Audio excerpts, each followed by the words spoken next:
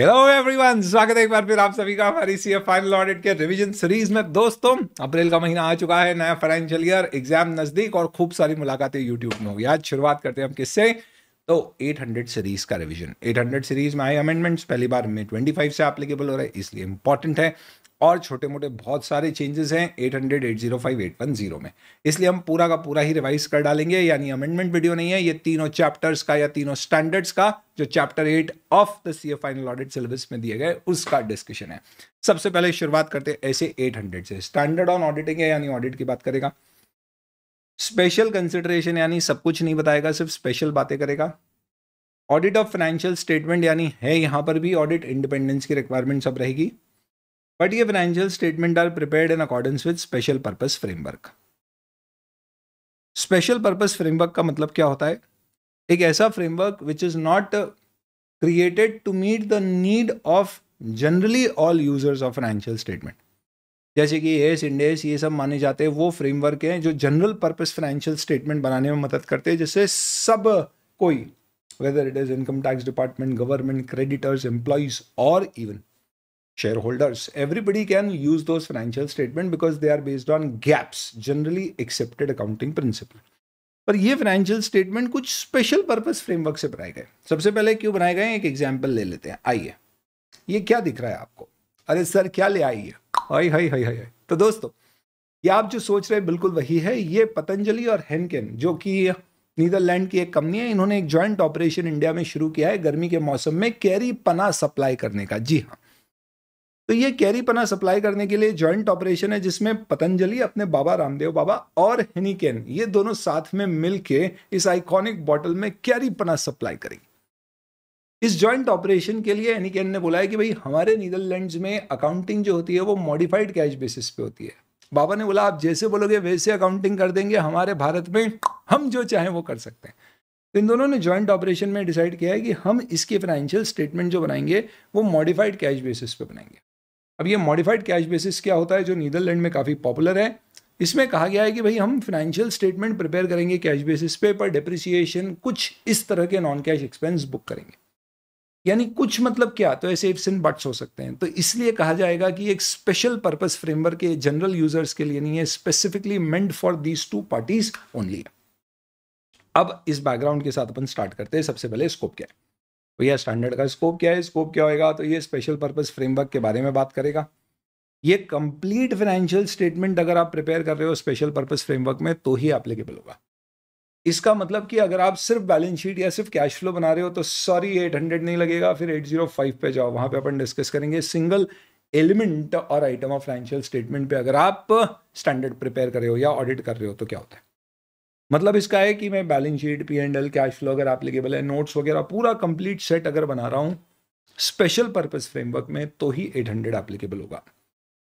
This is not with standing other standard, क्योंकि ऐसे भी ये स्पेशल बातें कर रहा है और ये सारे स्पेशल कंसिडरेशन डिस्कस इस पर्टिकुलर एंगेजमेंट की नहीं कर पाएगा। यानी कि अपने आप में एक ऑल इंक्लूसिव एग्जॉस्टिव स्टैंडर्ड नहीं है। यूं समझ लीजिए कि it is mandatory but it will only prescribe certain items. Objective क्या है? तो देखो इस स्टैंडर्ड में हम प्राइमरली, कोई भी स्टैंडर्ड आप ऑडिट करोगे तो ऑडिट के प्रोसीजर्स चेंज नहीं होंगे। तो 200 to 700 सीरीज पूरी स्पेशल पर्पस फाइनेंशियल स्टेटमेंट के ऑडिट पे लगेगी। पर तीन चीज़ें अपन अलग से यहाँ पे डिस्कस करेंगे कि पहले ऑडिट एक्सेप्ट करते समय किन बातों का ख्याल रखना है, दूसरा परफॉर्म करते समय क्या सारे एसेज लगाने हैं, किन एसेज को मॉडिफाइड रूप से लगाना है, और फाइनली रिपोर्टिंग कैसे होगी। इन सबसे पहले definition. Special purpose financial statement का मतलब financial statement which are prepared as per special purpose framework. वाह सर क्या बात बोली, हमारी आंखें खोल दिया। Prepared as per special purpose framework. तो ये स्पेशल पर्पस फ्रेमवर्क क्या है ये समझते हैं। तो मैंने बताया आपको जो एएस गैप्स के अनुसार बनते हुए जनरल पर्पस है, they are meant for general users. Special purpose framework यानी they are meant for specific users only. जैसे कि इस केस में फाइनेंशियल स्टेटमेंट का यूज प्रोबेबली ओनली बाबा और हेनिकेन के लिए हो सकता है। चलिए, financial reporting framework, fair presentation, compliance दोनों हो सकते हैं, तो स्पेशल पर्पस में भी दोनों हो सकता है। कुछ एग्जांपल्स दिए गए, इंपॉर्टेंट है, एग्जाम में इस तरह के क्वेश्चन आ जाते हैं। एक तो मैंने बताया कैश बेसिस ऑफ अकाउंटिंग। ये मेरे एग्जाम्पल में अपन ने क्या लिया है, modified cash basis of accounting. Financial reporting as per provisions established by a regulator to meet requirement of that regulator. जैसे कि कोऑपरेटिव सोसाइटी ने बोल दिया कि हमें फाइनेंशियल स्टेटमेंट्स आपके प्रिपेयर्ड चाहिए जिसमें कि आप प्रोविजन फॉर बैड डेट्स या बैड डेट्स किसी भी तरह की प्रोवाइड फॉर नहीं करोगे जब तक एक्चुअल बैड डेट्स ना हो जाए। तो ये स्पेशल पर्पस हो गया, उसका कोई स्पेशल नीड हो गई, नॉर्मल प्रिंसिपल के अनुसार नहीं है। ऐसे कई सारे प्रोविजन हो सकता है चेंज हो। और as per provisions of a contract like a bond indenture, a loan agreement और अ प्रोजेक्ट ग्रांट, हो सकता है बैंक आपको कह दे कि भैया हम आपको बड़ी फंडिंग कर रहे हैं, पर इसके बदले में आप हमारे को जो फाइनेंशियल स्टेटमेंट दोगे उसमें आपको मॉडिफाइड अकाउंटिंग स्टैंडर्ड लगाने होंगे, ये प्रिंसिपल से अकाउंटिंग करना पड़ेगी। में भी हमारे लिए कैपिटल रेवेन्यू एक्सपेंडिचर का बाइफर्गेशन डिफरेंट होगा और something of that particular sort. तो आप देख रहे हो कि इसमें बेसिक फीचर क्या है, ये जनरल पर्पस के लिए नहीं है, ये कुछ स्पेसिफिक नीड मीट करने के लिए। हो सकता है ये रेगुलेटर ने प्रिस्क्राइब किया हो फ्रेमवर्क, हो सकता है ये कॉन्ट्रैक्ट के प्रोविजंस के अनुसार हो सकता है कैश बेसिस या ऐसा कोई पॉपुलर बेसिस भी हो। फाइनेंशियल स्टेटमेंट का मतलब यहाँ पे complete with related notes along with accounting policy and explanatory information. तो अगर आपको क्वेश्चन आता है कभी एमसीक्यू, कैसे आएगा, अरे ले अपन एमसीक्यू भी कर लेंगे, क्यों, क्योंकि ये कुछ इंपॉर्टेंट चीज़ है। सर ये क्या यार, इस सब आने वाला है अभी देखो। तो अगर जस्ट इन केस सपोज आपको क्वेश्चन आता है, टेलीग्राम पर शेयर्ड है, ऐसे 800 applies to special purpose framework based financial statement which are prepared when financial statement are complete financial statement. ओए सही हो गया, सही हो गया, सही हो गया। ऐसे 800 इज एग्जॉस्टिव ऐसे and over rules all other standard. ना ना ना ना ना, तो ये दूसरे स्टैंडर्ड को ओवर रूल करेगा ना ये एग्जॉस्टिव है, कुछ स्पेसिफिक बात ही बता रहा है, यानी ये दोनों ही स्टेटमेंट फॉल्स है। ओए सही हो रहा है आज तक। चलो आगे, पढ़ा ही नहीं है तो आगे कैसे करेंगे। Requirements of applicable financial reporting framework. तो ये फाइनेंशियल रिपोर्टिंग फ्रेमवर्क जो भी आपका स्पेशल पर्पस है, इसमें फॉर्म कंटेंट और कंप्लीट सेट क्या क्या होना चाहिए वो सब उसमें डिफाइंड होना चाहिए। तो मुझे बताओ, इतना सब कुछ सुन के तुम्हारे मन में अभी से एक डाउट तो आना शुरू हो गया होगा कि बॉस फाइनेंशियल स्टेटमेंट अगर बन रहे हैं स्पेशल पर्पस फ्रेमवर्क में, तो कमबख्त ये फ्रेमवर्क अपने आप में एक्सेप्टेबल है भी या नहीं। कि मालूम पड़ा कि अपन ने एक ऐसा ऑडिट एक्सेप्ट कर लिया जिसमें कि पार्टी ने बोला है कि हम फाइनेंशियल स्टेटमेंट ऐसे बना रहे हैं जिसमें हम सारे की सारी रिसीप्ट्स को इनकम मानते हैं भले ही लोन हो, और सारे खर्चों को असेट मानते हैं भले ही वो सैलरी हो। तो हम बोलेंगे प्रभु माफ करना, ये एक्सेप्टेबल नहीं है। क्यों? क्योंकि इसका कोई लॉजिक ही नहीं है। प्रॉफिट ही प्रॉफिट, इनकम सारी प्रॉफिट, लोन भी प्रॉफिट में जा रहा है। तो इसके लिए सबसे पहले हमें क्या देखना है कि हमें बहुत सोच समझ के इस तरह के असाइनमेंट को एक्सेप्ट करना है। तो the first point is consideration when accepting the engagement. सोच समझ के एंगेजमेंट एक्सेप्ट करेंगे। क्या सोचना है? सबसे बड़े हमारे लिए जो प्रॉब्लम की सिचुएशन है वो क्या ये फाइनेंशियल रिपोर्टिंग फ्रेमवर्क एक्सेप्टेबल है या नहीं है, ये है। तो checking number 1, whether the financial reporting framework is acceptable. आप बताइए कब फ्रेमवर्क एक्सेप्टेबल होगा। सबसे पहली बात, स्पेशल पर्पस फ्रेमवर्क के अनुसार फाइनेंशियल स्टेटमेंट स्पेसिफिक यूजर के लिए बन रहे हैं। तो पहला पॉइंट क्या हो गया, उस स्पेसिफिक यूजर जिसे बोलेंगे आई यू मतलब intended user. Intended user, sir ये ड्रोन चार्ट्स में फुल फॉर्म कहाँ दिए हैं? सबके दिए जाते हैं, ड्रोन चार्ट के बारे में कुछ नहीं बोलना। इंटेंडेड यूजर के क्या कर रहे हैं, ये नीड मीट कर रहे हैं। तो हमें समझना है कि भैया बाबा ने और निकेन ने अगर सपोज जॉइंट ऑपरेशन किया और हमें बोला है मॉडिफाइड कैश बेसिस पे फाइनेंशियल स्टेटमेंट बनाया, उसका ऑडिट करो, तो हम देखेंगे क्या ये उनकी नीड मीट करेगा। तो नॉर्मली उनके कॉन्ट्रैक्ट में प्रोविजंस दिए होंगे कि अकाउंटिंग ऐसे करनी है, और अगर उसी के अनुसार अकाउंटिंग की जा रही है और हमें उसका ऑडिट करना है, तो हम बोल सकते हैं कि चलो ठीक है, लॉजिकली सही लग रहा है। Next, applicable financial reporting framework may encompass financial reporting standard which are established by authorized or recognized organization or law or regulation। तो हमने पूछा कि एक बात बताइए, ये जो आप modified cash basis accounting use कर रहे हो, ये आप कॉन्ट्रैक्ट में डिफाइन कर रहे हो क्या कि अकाउंटिंग में क्या क्या चीज़ें कैश बेसिस पे होगी, क्या अक्रूवल पे होगी? तो उन्होंने बोला नहीं, हमारे नीदरलैंड्स में तो ये सिस्टम ही चलता है। इनफैक्ट वहाँ की, जैसे आपके सी इंस्टीट्यूट है, वहाँ के इंस्टीट्यूट ने पूरा पॉलिसी दे रखी है कि क्या क्या अकाउंटिंग नॉन कैश बेसिस पे होती है, मॉडिफाइड कैश बेसिस अकाउंटिंग। तो डेफिनेटली अगर वो सेम फ्रेमवर्क फॉलो हो रहा है तो ये एक ऑडिटर के लिए ज़्यादा एक्सेप्टेबल हो जाएगा। इस केस में मैं असाइनमेंट बहुत ईजिली एक्सेप्ट कर लूंगा। क्यों? क्योंकि it is prescribe by any law, regulation और अ रेगुलेटर। तो नॉर्मली ऐसे केस में अनलेस एंड अनटिल कोई दूसरे इंडिकेशंस हो, हम अज्यूम कर सकते हैं कि ये फ्रेमवर्क एक्सेप्टेबल है। कई बार ऐसा भी होता है कि आपका ये जो फाइनेंशियल रिपोर्टिंग स्टैंडर्ड्स हैं, यानी कि ये जो फ्रेमवर्क है, दिस में भी prescribed bye contract but supplemented by law regulation. ओए सर क्या हो गया, भारी हो गया ये, कोई दिक्कत नहीं है। Why fear when SJ is here, ऐसा। तो दोस्तों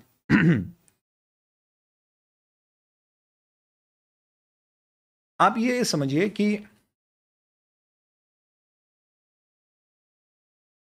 लॉ और रेगुलेशन यहां पे क्या कर रहा है, सप्लीमेंट कर रहा है। जैसे इंडिया में क्या होता है, बैंक को अकाउंटिंग स्टैंडर्ड फॉलो करना है, लेकिन अकाउंटिंग स्टैंडर्ड के साथ साथ आरबीआई कुछ नॉर्म्स सप्लीमेंट्री यानी कुछ अकाउंटिंग सप्लीमेंट करता है कि एनपीए से बुक करना, इतना प्रोविजन बना। तो सिमिलरली आपके फ्रेमवर्क में अगर कोई लॉ है जिसने कोई एडिशनल रिक्वायरमेंट अकाउंटिंग की सप्लीमेंट की है, तो ऐसे 210 में इसका बहुत डिटेल में गाइडेंस दिया गया है कि अगर लॉ की जो रिक्वायरमेंट है अकाउंटिंग की वो कॉन्ट्राडिक्टरी नहीं है फ्रेमवर्क से तो एक्सेप्टेबल है, कोई प्रॉब्लम नहीं है। पर अगर वो कॉन्ट्राडिक्टरी है तो फिर ऑडिटर को क्या करना पड़ता है, you have to follow the law and give additional disclosure और ensure management gives additional disclosure in financial statement कि भाई अकाउंटिंग प्रिंसिपल के अनुसार है ना ऐसा होना चाहिए, बट लॉ के अनुसार हमने ऐसा किया है। तो ये 210 का डिस्कशन है जो आपको हर स्टैंडर्ड में 800 सीरीज पे मिलेगा। नेक्स्ट, इनकेस अगर फ्रेमवर्क कॉन्ट्रैक्ट के द्वारा प्रिस्क्राइब्ड है, यानी लॉ रेगुलेशन या कोई बॉडी में नहीं है, हमारे कॉन्ट्रैक्ट में लिखा है कि हम अकाउंटिंग ऐसे करेंगे, तो फिर आपको एक्सेप्टेबिलिटी डिस्कस करना, समझना पड़ेगी as an auditor. You will have to determine considering whether the framework exhibits features which are normally exhibited by a usual financial reporting framework, यानी कि उसके अकाउंटिंग के जो सिद्धांत कॉन्ट्रैक्ट में दिए गए हैं क्या वो जनरल अकाउंटिंग प्रिंसिपल से मैच खाते हैं, अगर है तो आप उसे एक्सेप्ट कर लो। हमारा सबसे पहला मुद्दा क्या हो गया कि हमें एक्सेप्ट करना है या नहीं एंगेजमेंट, ये डिसाइड हो गया। फिर प्लानिंग एंड परफॉर्मिंग, यहाँ पे सिंपली बोला है कि आप सारे एसेस जो रिलेवेंट टू सच ऑडिट है फॉलो करोगे, यानी 200 to 700 सीरीज पूरी लगेगी। एथिकल रिक्वायरमेंट इंक्लूडिंग इंडिपेंडेंस भी लगेगी क्योंकि है तो ये ऑडिट ही। प्लस आप अगर चाहो तो आप किसी ऐसे की रिक्वायरमेंट को फॉलो ना करोगे तो चलेगा जब वो ऐसे रेलेवेंट नहीं है या वो ऐसे की रिक्वायरमेंट रेलेवेंट नहीं है, सीधी सी बात है। पर क्या मैं कभी ऐसा कर सकता हूं कि कोई एक पर्टिकुलर स्टैंडर्ड ऑन ऑडिटिंग मुझे फॉलो ही नहीं करना है, उसकी कोई रिक्वायरमेंट मुझे फॉलो ही नहीं करनी है? तो एक्सेप्शनल केस में ऑडिटर हो सकता है कि किसी स्टैंडर्ड की रिक्वायरमेंट फॉलो ना करें, प्रोवाइडेड वो कोई ऑल्टरनेटिव प्रोसीजर लगा रहा है जिससे कि उसका ऑब्जेक्टिव अचीव हो पा रहा है। जैसे कि स्टैंडर्ड में कहा गया है कि भाई हमें लिटिगेशन और क्लेम्स के लिए मैनेजमेंट से कंफर्मेशन लेना पड़ेगा, स्पेशल पर्पस फ्रेमवर्क में हमें लगता है कि ये रेलेवेंट नहीं है तो मत फॉलो करो। पर रेलेवेंट हो सकता है, पर हम कोई ऑल्टरनेट मेथड से rather than taking confirmation from the management और let's say speaking to the leader adviser कोई दूसरा प्रोसीजर लगा के हम ऑब्जेक्टिव अचीव कर पा रहे हैं तो भी ये एक्सेप्टेबल होगा। तो नॉर्मल प्रिंसिपल है, अगर आप देखोगे तो ऐसे 200 में भी ये कहा गया है। नेक्स्ट, ये ऐसे कहता है कि आपको सारे एसेस फॉलो करने हैं, पर कुछ स्पेसिफिक एसेस में आपको थोड़ा सा मॉडिफाइड रूप से उस स्टैंडर्ड को फॉलो करना है, जैसे कि ऐसे 320 मटीरियलिटी। बताइए, स्पेशल पर्पस के लिए बनाए गए फाइनेंशियल स्टेटमेंट्स में मटीरियलिटी लेवल वही होगा जो जनरल पर्पस में होता है या as per special purpose financial statement? Obviously as per special purpose financial statement. तो normally judgements about materiality are based on common financial information needs of the user. अगर आपने ऐसे 320 पढ़ा हो तो बोलता है मटीरियलिटी किसी एक पर्टिकुलर यूजर के लिए नहीं सोचते कभी भी। जैसे आप फाइनेंशियल स्टेटमेंट बना रहे हो तो उसमें हर एम्प्लॉय की सैलरी मटीरियल है, इसका मतलब ये नहीं कि एम्प्लॉय की सैलरी उसके लिए मटीरियल है तो मैं हर एम्प्लॉय की सैलरी चेक करूँ। क्यों? क्योंकि मैं फाइनेंशियल स्टेटमेंट एक एम्प्लॉय के नहीं, जनरल यूजर्स के लिए बना रहा हूँ। पर यहाँ पे क्योंकि ये फाइनेंशियल स्टेटमेंट स्पेसिफिक यूजर के लिए बने तो हो सकता है मेरी मटीरियलिटी गवर्नड हो उन स्पेसिफिक यूजर की नीड के अनुसार। तो that is why it is quite possible ऐसा भी हो सकता है। Financial information needs of intended user के बेसिस पे हम क्या करेंगे, मटीरियलिटी डिसाइड करेंगे। ऐसा भी हो सकता है कि मैनेजमेंट मान ले एक थ्रेशोल्ड कॉन्ट्रैक्ट में ही लिखा हुआ है कि any expenditure which is done for an amount of ₹1 lakh और less will not be scrutinised by any of the parties. यानी उन्होंने ही बोल दिया हमारे लिए 1 लाख या उससे कम के खर्चे इंपॉर्टेंट नहीं। तो मैनेजमेंट ने अगर कोई इस तरह का लिमिट कॉन्ट्रैक्ट में दे रखी है मटीरियलिटी की तो ऑडिटर चाहे तो उसे यूज कर सकता है, लेकिन ऑडिटर की फिर भी जिम्मेदारी है कि वो as per principles of standard on auditing 320 materiality level define करे, भले ही कॉन्ट्रैक्ट में दिया है तो वो उसके लिए एक रेफरेंस पॉइंट हो सकता है, बट वो अपने आप में कंक्लूसिव मटीरियलिटी लेवल नहीं होगा। बाकी तो आपकी कॉन्ट्रैक्चुअल टर्म्स आप पढ़ोगे, स्पेशल पर्पस फाइनेंशियल स्टेटमेंट की वो मदद करेगी मटीरियलिटी लेवल डिसाइड करने। 260 TCWG की है। हो सकता है स्पेशल पर्पस फाइनेंशियल स्टेटमेंट के लिए the person who are the governing body could be different. They may not be the same as for general purpose financial statement. Specifically हमने इस पर्टिकुलर जैसे जॉइंट ऑपरेशन के लिए गवर्निंग बॉडी बना रखी है जिसमें रिप्रेजेंटेटिव्स हैं फ्रॉम रामदेव बाबा, हेनिकेन, नीदरलैंड्स की गवर्नमेंट और Indian government, something like that. तो हो सकता है कि वो इसके लिए एक ऑल टुगेदर सेपरेट बॉडी हमें रेफर करना पड़े. Cool, wonderful. नेक्स्ट, क्या आपको एंटिटी की अंडरस्टैंडिंग लेना पड़ेगी? यस. उनकी अकाउंटिंग पॉलिसी समझना पड़ेगी? यस. अगर कॉन्ट्रैक्ट के प्रोविजंस के अनुसार फाइनेंशियल स्टेटमेंट बन रहे हैं तो फिर ये एक इंपॉर्टेंट मुद्दा है एग्जाम पॉइंट ऑफ व्यू से. आपको कॉन्ट्रैक्ट के सिग्निफिकेंट इंटरप्रिटेशन समझना पड़ेंगे जिसका फाइनेंशियल स्टेटमेंट्स की अकाउंटिंग पे इम्पैक्ट पड़ सकता है. What is significant interpretation? तो सपोज हमें बोला गया है कि हम अकाउंटिंग मॉडिफाइड कैश बेसिस पे करेंगे और मॉडिफाइड कैश बेसिस में हम डेप्रिसिएशन चार्ज करेंगे. अब सवाल उठता है कि depreciation will it include amortisation also suppose. तो ये interpretation of the provisions of the contract for accounting हो गया. तो ये सिग्निफिकेंट इंटरप्रिटेशन क्यों है? क्योंकि हो सकता है इसका एक ऑल्टरनेट इंटरप्रिटेशन भी निकाला जा सके कि भैया डेप्रिसिएशन है तो सिर्फ डेप्रिसिएशन ही कंसिडर किया जाएगा, अमोर्टाइजेशन ऑफ इंटेंजिबल नहीं किया जाएगा. या राइट ऑफ्स हो सकते हैं कुछ ही एक्सपेंसेस के, तो वो कंसिडर नहीं होंगे, या डिप्लीशन कंसिडर नहीं होगा. तो जब आपको लगता है कि दूसरे इंटरप्रिटेशन रीजनेबल हो सकते हैं और इससे मटीरियल इंपैक्ट हो सकता है आपके फाइनेंशियल स्टेटमेंट पे, तो ऑडिटर की एडिशनल जिम्मेदारी होगी कि वो क्या करे, मैनेजमेंट से डिस्कस करे significant interpretations of the contract और अपने आप को सेटिस्फाई करे कि हाँ मैनेजमेंट का इंटरप्रिटेशन ठीक है. तो मैनेजमेंट कहता है कि भैया हमने डेप्रिसिएशन में अमोर्टाइजेशन, डिप्लीशन सबको शामिल किया है तो ये शायद एक्सेप्टेबल है, कुछ गलत नहीं है, तो ऑडिटर एक्सेप्ट कर ले. तो तीन बातें मेनली थी अपने को, एक तो एक्सेप्ट करना है या नहीं, दूसरा प्लानिंग परफॉर्मेंस में क्या स्पेसिफिक बातें ध्यान रखना है, तो सारे स्टैंडर्ड फॉलो करना है अनलेस रिक्वायरमेंट कोई रेलिवेंट नहीं हो, और ऐसे 260, ऐसे 260, 320 मोटिलिटी और 315 अंडरस्टैंडिंग द एंटिटी और एनवायरनमेंट और इसके अंतर्गत सिग्निफिकेंट इंटरप्रिटेशंस, ये तीन स्टैंडर्ड पे स्पेशल फीचर्स या स्पेशल गाइडेंस दी गई. नेक्स्ट, फॉर्मिंग एन ओपिनियन और रिपोर्टिंग कंसिडरेशन. तो जैसे 700 में अपन ऑडिट रिपोर्ट बनाते हैं वैसे ही यहां पर ऑडिट रिपोर्ट बनेगी, बट इस ऑडिट रिपोर्ट का सबसे इंपॉर्टेंट फीचर होगा description of applicable financial reporting framework. आपको मैंडेटरली इस ऑडिट रिपोर्ट में ये चीज बताना है. क्या बताना है? ये स्पेशल पर्पस फाइनेंशियल स्टेटमेंट है, ये स्पेसिफिक यूजर के लिए बनाई गई और ये जनरल पर्पस के लिए मेंट नहीं है. प्लस मैनेजमेंट को फाइनेंशियल रिपोर्टिंग फ्रेमवर्क कहीं ना कहीं प्रिस्क्राइब करना है, यानी कि डिस्क्राइब करना है. यानी कि जो फाइनेंशियल स्टेटमेंट बनेंगे उसके साथ साथ में एक पैराग्राफ आएगा एक्सप्लेनेटरी नोट्स में जिसमें पूरा बताया जाएगा कि ये फाइनेंशियल स्टेटमेंट की अकाउंटिंग ऐसे ऐसे हुई है. जैसे इंडेस बेस्ड फाइनेंशियल स्टेटमेंट में अपन लिखते हैं ना, दीज आर प्रिपेयर्ड एज पर इंडेस, यहाँ पे आपको फ्रेमवर्क डिस्क्राइब करना पड़ेगा. ये मैंडेटरी है, मैनेजमेंट को करना ही पड़ेगा. और डेफिनेटली हम उसका रेफरेंस दे सकते हैं कि इसमें अपनी ऑडिट रिपोर्ट में, इनफैक्ट दे नहीं सकते, देना ही होगा, देना ही होगा. हाँ भाई देना ही होगा. क्या? फाइनेंशियल रिपोर्टिंग फ्रेमवर्क का रेफरेंस. तो देखिए, सबसे पहले आपको देखना है क्या financial statement adequately applicable financial reporting framework को डिफाइन कर रहे हैं. मस्ट है. तो पूरी ऑडिट रिपोर्ट में आप देखो अपन एक ही चीज पे फोकस कर रहे हैं, बाकी बोला 700 फॉलो करो. क्या? फाइनेंशियल रिपोर्टिंग फ्रेमवर्क पहला. Plus, we have to describe the purpose for which financial statement are prepared and the intended user. In fact, आप इसका यूज भी रिस्ट्रिक्ट कर सकते हो. कैसे? Emphasis of matter, other matter कुछ भी देके, जिसमें आप बोल सकते हो कि ये फाइनेंशियल स्टेटमेंट प्रिपेयर किए गए as per specific framework given under note number 1 of the financial statement are only meant for the co-venturers to these or joint operators to this joint operation which is company Patanjali and company Heineken. अब देखो एक example भी दिया है. We draw attention to note X of the financial statement which describes the basis of accounting. The financial statements are prepared to assess company in complying with financial reporting provisions of the contract referred to above. As a result, financial statement may not be suitable for any purpose. Our report is intended solely for company 1 and company 2 and should not be distributed or used by party other than 1 or 2. Our opinion is not modified in this respect. जब भी अपन एक emphasis of matter, other matter देते हैं तो एक आखिरी में line लिखना होती है, our opinion is not modified ऐसा.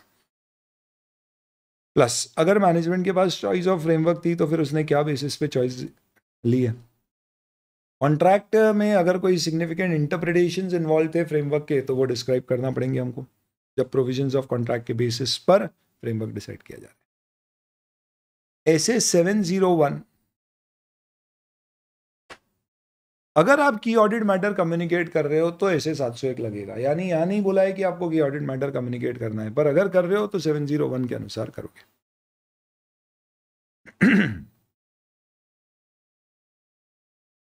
साथ ही साथ में ऐसे 720 कब एप्लीकेबल होगा, ये क्या है, अदर इंफॉर्मेशन, जब एनुअल रिपोर्ट बनती है। तो यहां पे बोला गया है कि स्पेशल पर्पस फाइनेंशियल स्टेटमेंट अगर ऐसी रिपोर्ट्स के साथ जा रहे हैं which have other information also, जिसका पर्पस है यूजर को या अदर सिमिलर ओनर्स को या अदर सिमिलर स्टेक होल्डर्स को इन्फॉर्मेशन देना on matters presented in special purpose financial statement, जैसे directors report, management discussion analysis report के साथ फाइनेंशियल स्टेटमेंट जाते हैं, वैसे ही एक बन जा रहा है। तो फिर उस केस में ऐसे 720 के प्रोविजंस एप्लीकेबल होंगे, जो बोलते हैं रीड कर लो और देख लो कोई मटीरियल इनकंसिस्टेंसी और मिसस्टेटमेंट तो नहीं है। 720 ध्यान होगा तो आप रिलेट कर पाओगे। सिमिलर स्टेक होल्डर यानी ओनर जैसे, जो normally users of these annual report होते हैं।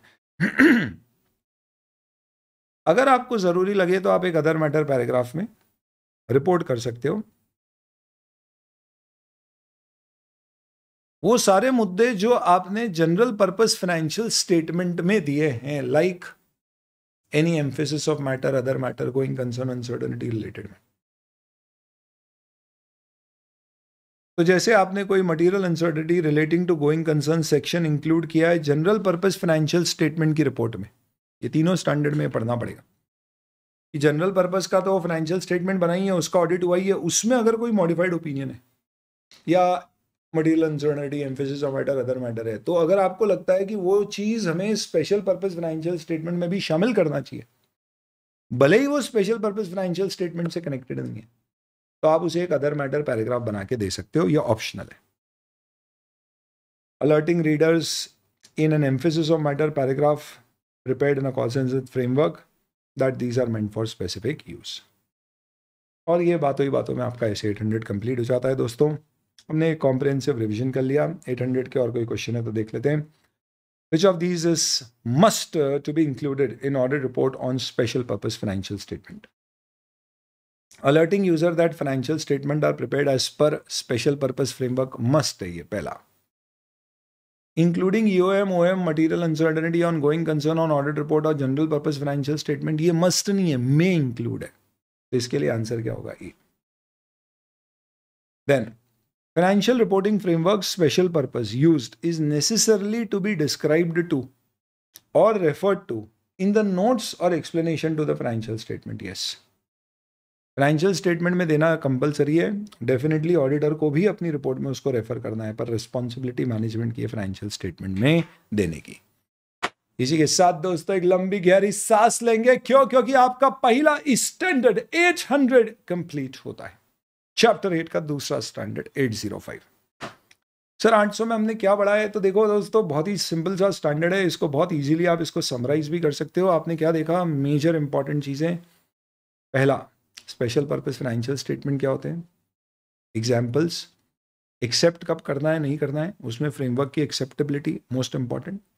प्लानिंग परफॉर्मेंस में एसेस फॉलो करने हैं, 3 एसेस पे स्पेसिफिक डिस्कशन है, 320, 260 और 315।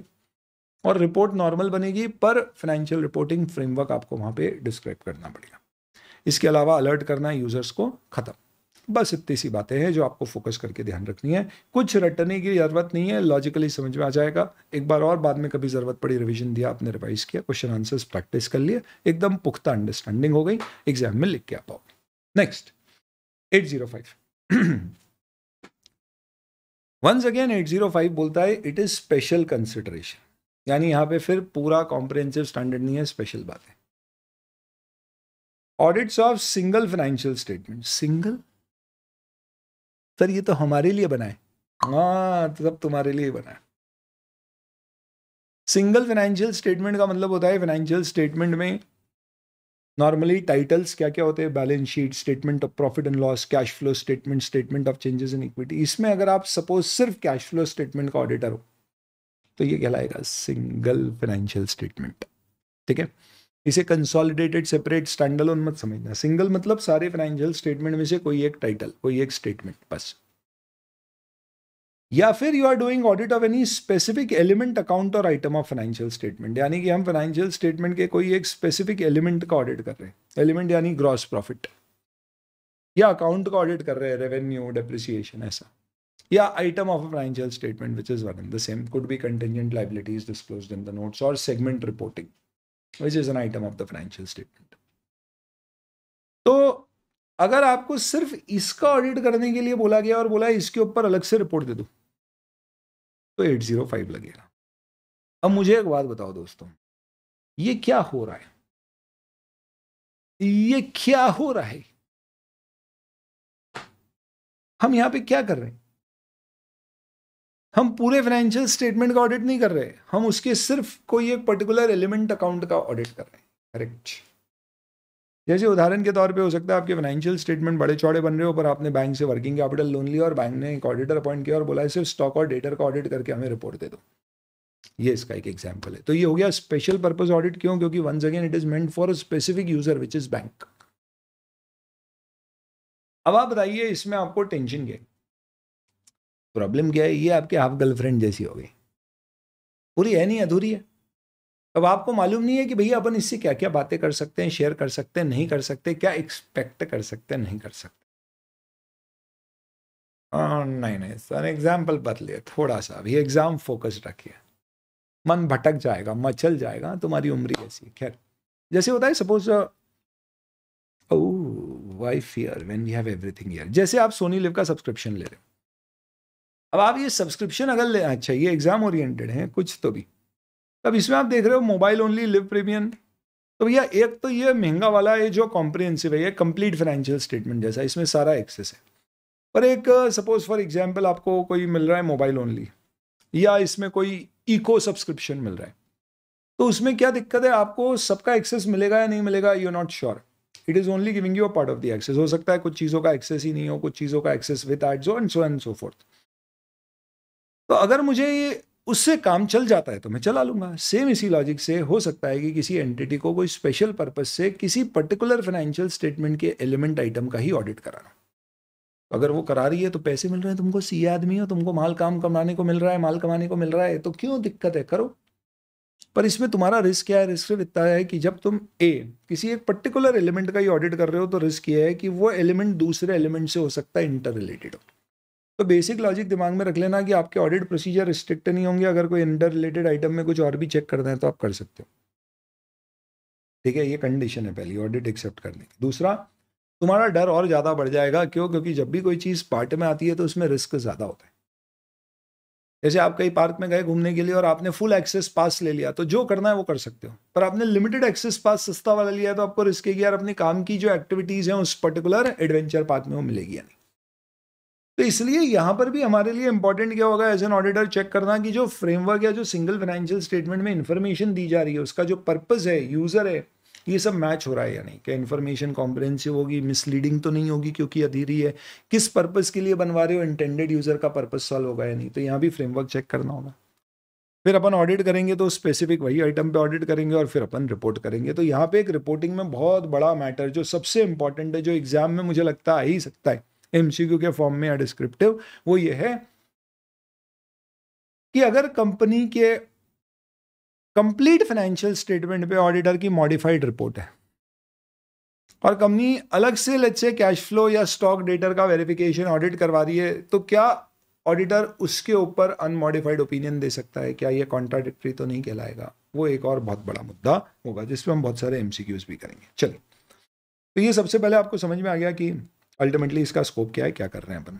वंस अगेन, ये दूसरे स्टैंडर्ड को ओवरराइड नहीं करेगा, स्पेशल कंसिडरेशन बताएगा। ध्यान रखना है, ब्रांच ऑडिटर नहीं है, जॉइंट ऑडिटर नहीं है, ये फाइनेंशियल स्टेटमेंट के कंपोनेंट का ऑडिट नहीं है, ये फाइनेंशियल स्टेटमेंट के एक आइटम एलिमेंट का ऑडिट है। What is the objective? भाई ऑब्जेक्टिव हमारा है कि वंस अगेन एक्सेप्ट करना है या नहीं, परफॉर्म कैसे करना है, ओपिनियन कैसे बनाना है। 800 सीरीज में यही ऑब्जेक्टिव होते हैं। Element of financial statement, single financial statement explain कर दिया मैंने। तो अपन 3 मुद्दे पढ़ देना। सबसे पहले पहला मुद्दा, एक्सेप्ट करना है या नहीं। तो एंगेजमेंट होने जा रही है, आप बताओ स्वीकार करें या नहीं। आप देख लो भैया आपको जम रही या नहीं। तो बेसिकली 800 वाला नियम है क्या, आपको जो भी बनाने को दिया जा रहा है, आपको लग रहा है क्या वो इंटेंडेड यूजर का पर्पस मीट करेगा या नहीं। सेम। सेकंड, आप एक चीज ये चेक कर लो कि अगर आप audit of single financial statement या एलिमेंट ऑफ फाइनेंशियल स्टेटमेंट कर रहे हो, और अगर आप कंप्लीट फाइनेंशियल स्टेटमेंट के ऑडिटर नहीं हो, विच इज क्वाइट पॉसिबल, तो क्या ये एक्सेप्ट करना प्रैक्टिकेबल है? तो आपको बोला गया है कि कैश फ्लो स्टेटमेंट चेक करो और उसके ऊपर अलग से रिपोर्ट दो। अगर वो cash flow statement direct method से बनाए तो शायद आपको लगता है प्रैक्टिकल है, मैं कर लूंगा, पर अगर वो इनडायरेक्ट मेथड से बनाए, starting with net profit, adding back all the non cash items and lot of things, तो वो कैश फ्लो स्टेटमेंट का बेसिक प्रेमाइस है नेट प्रॉफिट। अब जब तक आप प्रॉफिट चेक नहीं करोगे, कैश फ्लो स्टेटमेंट पे कमेंट नहीं कर पाओगे। प्रॉफिट चेक करने के लिए डेफिनेटली आपको P&L देखना होगा, बैलेंस शीट आइटम देखना होगी। तो हो सकता है आप बोला यार सिर्फ कैश फ्लो का ऑडिट करना प्रैक्टिकेबल नहीं है अगर वो इनडायरेक्ट मेथड से बनाया गया है। तो आप पहले सोचो कि अगर आप कंप्लीट के ऑडिटर नहीं हो और सिर्फ एक पर्टिकुलर एलिमेंट के ऑडिटर हो, आप कर पाओगे या नहीं। वहीं बैंक ने अपॉइंट किया है और बोला है कि सिर्फ आपको स्टॉक और डेटर्स का ऑडिट करना है, हम एक्सेप्ट कर सकते हैं, कर पाएंगे। तो अगर प्रैक्टिकेबल नहीं है तो मैनेजमेंट से बोलो यार दूसरा टाइप ऑफ एंगेजमेंट दे दो जिसको हम प्रैक्टिकली कर सके। नॉर्मली कब माना जाएगा प्रैक्टिकेबल नहीं है? जब आप कंप्लीट फाइनेंशियल स्टेटमेंट के ऑडिटर नहीं हो, या आपको लग रहा है आपको एंटिटी की अंडरस्टैंडिंग नहीं आएगी जो हमें लिमिटेड काम दिया है, या आपको लग रहा है कि हमें ऑडिट एविडेंसेस या रिकॉर्ड जो देखने को चाहिए चेक करने के लिए वो देख नहीं पाएंगे। नेक्स्ट, फ्रेमवर्क क्या होगा? तो ऐसे 210 कहता है कि फाइनेंशियल रिपोर्टिंग फ्रेमवर्क, सॉरी अभी हम पढ़ रहे हैं 805 है ना। 805 में जो सिंगल फाइनेंशियल स्टेटमेंट है या एलिमेंट है वो जनरल पर्पस से बनेगा या स्पेशल पर्पस से, तो ये समझाता हूं मैं। 805 ये मान के चल रहा है कि ये जनरल पर्पस फ्रेमवर्क के अनुसार बनाया गया, यानी एस इंडेस वगैरह टाइप के फ्रेमवर्क से। पर 805 कहता है कि अगर आपके financial statement special purpose framework से बने तो भी 805 लगेगा, पर इसमें 800 एडिशनली लगेगा। यानी ये पूरा स्टैंडर्ड क्या सोच के बनाया गया है कि कोई जनरल पर्पस फ्रेमवर्क के अनुसार आपने फाइनेंशियल स्टेटमेंट बनाए हैं जिसके किसी सिंगल आइटम एलिमेंट का आप ऑडिट करा रहे हो। पर अगर स्पेशल पर्पस के अनुसार बनाए तो पहले 800 लगाओ, उसके बाद 805 पर आओ, यानी ये स्टैंडर्ड एप्लीकेबल है। तो अगर अभी मैं मानूं कि जनरल पर्पस फाइनेंशियल स्टेटमेंट बने और मैं सिर्फ उसमें स्टॉक और डेटर का ऑडिट कर रहा हूं, तो मुझे क्या ये असाइनमेंट एक्सेप्ट करना है? तो वही ऐसे 210 बोलता है एक्सेप्ट कब करना है, जब फ्रेमवर्क एक्सेप्टेबल हो और आपको लगता है कि मैनेजमेंट अपनी रिस्पॉन्सिबिलिटी लेने को तैयार है। क्या? फाइनेंशियल स्टेटमेंट बनाने की, डिस्क्लोजर देने की। तो आप देखिए क्या फ्रेमवर्क में पर्याप्त डिस्क्लोजर है जिससे यूजर को सारी information in single financial statement या एलिमेंट की मिल जाएगी, और क्या मटेरियल ट्रांजैक्शन और इंफॉर्मेशन प्रॉपर्ली कन्वे हो जाएगी। नॉर्मली ऐसा माना जाता है कि अगर ये फ्रेमवर्क कोई स्टैंडर्ड सेटिंग ऑर्गेनाइजेशन जैसे आईसीआई या लॉ और रेगुलेशन के द्वारा डिफाइंड है तो वो एक्सेप्टेबल होगा। नहीं तो फिर आपको सारी रिक्वायरमेंट से देखना पड़ेगा कि क्या सारे relevant matters which should be included in the single financial statement and the disclosures whether they are included और नॉट। वापस से समझाने के लिए आपको ये बोलता हूँ, देखो ऐसा है कि आप सिर्फ इतना देख लो कि भैया अगर सिर्फ कैश फ्लो स्टेटमेंट का ऑडिट कर रहे हैं तो क्या कैश फ्लो से रिलेटेड सारे डिस्क्लोजर्स डिस्क्रिप्शंस प्रॉपर्ली आ रहे हैं, और आपको लग रहा है कि हाँ सब कुछ प्रॉपर है, तो ही आप एक्सेप्ट करना ऑडिट। पर आपको लगता है कि नहीं यार डिस्क्लोजर्स बहुत लिमिटेड हैं और ये जो आधी अधूरी इन्फॉर्मेशन है इससे यूजर कुछ समझ नहीं पाएगा, तो आप मना कर दो, ऑडिट एक्सेप्ट मत करो। आपको लगा सब ठीक है, आपने एक्सेप्ट कर लिया, अब अगला मुद्दा आएगा एक्सेप्ट करने के बाद किस चीज़ का? प्लानिंग और परफॉर्मिंग। जितने रेलिवेंट एसेज है फॉलो करो। कुछ स्पेशल एसेज की बात करते हैं। क्या ऐसे फ्रॉड का 240, रिलेटेड पार्टी का 550, गोइंग कंसर्न 570, क्या ये रेलिवेंट होंगे? तो भले ही आप एक स्पेसिफिक एलिमेंट का ऑडिट कर रहे हो पर आप उसमें फ्रॉड के अंदेशे को इग्नोर नहीं कर सकते, रिलेटेड पार्टी ट्रांजैक्शन के कारण मैनिपुलेशन को इग्नोर नहीं कर सकते। एंटिटी गोइंग कंसर्न नहीं रही तो उसकी पूरी अकाउंटिंग उस स्पेसिफिक आइटम की भी चेंज हो सकती है, आप उसे इग्नोर नहीं कर सकते। दैट इज वाई आपको ये सारी चीज़ें जिनमें इनहेरेंट रिस्क ज़्यादा होते हैं, हो सकता है इससे आपके एलिमेंट भी मिसस्टेटेड हो, एंड दैट इज वाई आपको इन्हें कंसिडर करना होगा। ऐसे 260 बोलता है दोस्त चार्ज विद गवर्नेंस पता करो। तो यहाँ पे अगर कंप्लीट फाइनेंशियल स्टेटमेंट भी एंटिटी प्रिपेयर कर रही है और जो फाइनेंशियल स्टेटमेंट कंप्लीट बना रहे हैं वो लोग specific element of financial statement नहीं बना रहे हैं, तो हो सकता है कि TCWG कोई डिफरेंट हो, तो हमें आइडेंटिफाई करना होगा, और सेम है तो कोई प्रॉब्लम। मटेरियलिटी जो आप डिटरमाइन करोगे सिंगल फाइनेंशियल स्टेटमेंट या specific element of financial statement, याद रखना एग्जाम में क्या लिखना, सिंगल फाइनेंशियल स्टेटमेंट या specific element of financial statement. ये lower than materiality determine for complete set of financial statement हो सकती है, पर उससे ज़्यादा नहीं हो सकती। क्यों? क्योंकि आप फाइनेंशियल स्टेटमेंट के एक पार्ट का ऑडिट करोगे तो उसका मटेरियलिटी लेवल पूरे फाइनेंशियल स्टेटमेंट का जो लेवल है उससे ज़्यादा तो नहीं हो सकता, कम ही होगा। मटेरियलिटी लेवल कम होना यानी कि आपकी चेकिंग बढ़ाना, इसलिए रिस्क कि आपसे कोई मिसस्टेटमेंट छूट जाए, डिटेक्शन रिस्क कम कर देना। अब ओपिनियन, ऐसे 210 में हमने टर्म्स ऑफ एंगेजमेंट डिफाइन करी है जो आपके ओपिनियन को अफेक्ट करेगा। ऑब्वियसली बात है, फाइनेंशियल स्टेटमेंट किस फ्रेमवर्क में बनाए गए, कंप्लायंस, फेयर प्रेजेंटेशन, उससे opinion, true and fair view या एज पर फ्रेमवर्क चेंज हो जाएगा। एप्लीकेबल लॉ और रेगुलेशन भी अफेक्ट करेंगे। तो ये सब ऐसे 700 में जो है वो बात है। पर आपको क्या बोलना है, factors which affect your opinion. तो number 1 factor which affects the opinion is terms of engagement.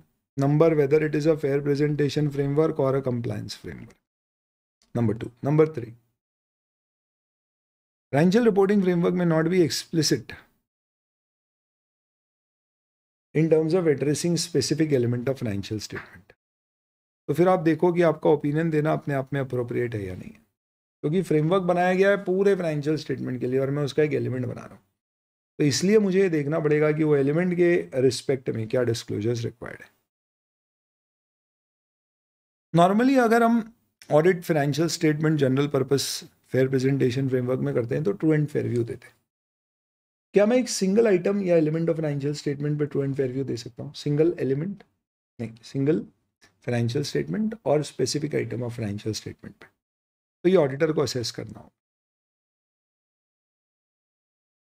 क्या सिंगल फाइनेंशियल स्टेटमेंट या स्पेसिफिक एलिमेंट फ्रेमवर्क की सारी रिक्वायरमेंट को कंप्लाई कर रहे हैं और सारे रिक्वायर्ड डिस्क्लोजर्स दे रहे हैं जिससे कि फेयर प्रेजेंटेशन आ सके, प्लस एक्स्ट्रा डिस्क्लोजर्स की ज़रूरत है लॉ के बियॉन्ड तो वो भी दे रहे हैं, तो ही मैं ट्रू एंड फेयर व्यू दूंगा। पर मुझे लग रहा है कि नहीं यार, डिस्क्लोजर बहुत लिमिटेड है।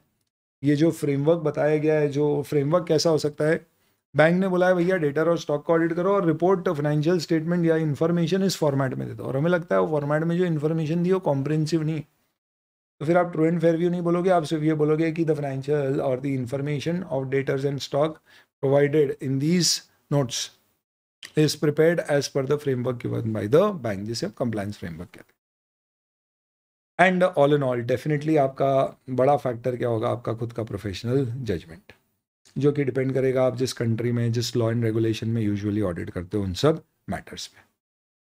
Now finally forming an opinion, ऐसे 700 के अनुसार आपकी जैसी रिपोर्ट बनती है वैसी बन जाएगी। आपको देखना पड़ेगा इंटेंडेड यूजर क्या इन्फॉर्मेशन को अंडरस्टैंड कर पा रहा है। गोइंग कंसर्न भी आपको असेस करना है, अपन ने डिस्कस कर लिया, सिंगल एलिमेंट में आप उसको इग्नोर नहीं कर सकते, तो 570 के सारे प्रोविजंस लगेंगे और ये सब अमेंडमेंट है तो इसलिए ध्यान रखना। तो अगर बोला जाए कि हमें सिर्फ स्टॉक ऑडिटर का ऑडिटर अपॉइंट किया और गोइंग कंसर्न की मटीरियल अनसर्टेनिटी है, तो क्या हमें रिपोर्ट करना होगा अपनी ऑडिट रिपोर्ट में? आपको लिखना 101% यस। की ऑडिट मैटर अगर आप कम्युनिकेट कर रहे हो तो उसे आप ऐसे एज पर ऐसे 701 कम्युनिकेट करो। अगर आपकी स्पेसिफिक फाइनेंशियल स्टेटमेंट कोई ऐसे डॉक्यूमेंट के साथ जारी जैसे डायरेक्टर रिपोर्ट वगैरह के साथ, तो अदर इन्फॉर्मेशन भी रीड करो। सिग्नेचर के प्रोविजंस वैसे ही होंगे जैसे नॉर्मल केसेस में होते हैं। यहाँ पे थोड़ा सा मैंने अपडेट किया है थ्रू इन चार्ट को, आपके पास जो प्रिंटेड वर्जन होगा उसमें ये सब एक बॉक्स में था, इसको मैंने रिफाइन करके डिफरेंट बॉक्स में कर दिया है, छोटा सा चीज। Then reporting on complete set of financial statement and single financial statement. अब दोस्तों एक लंबी गहरी सांस ले लो, क्योंकि इस स्टैंडर्ड का सबसे इंपॉर्टेंट मैटर आ रहा है। ओके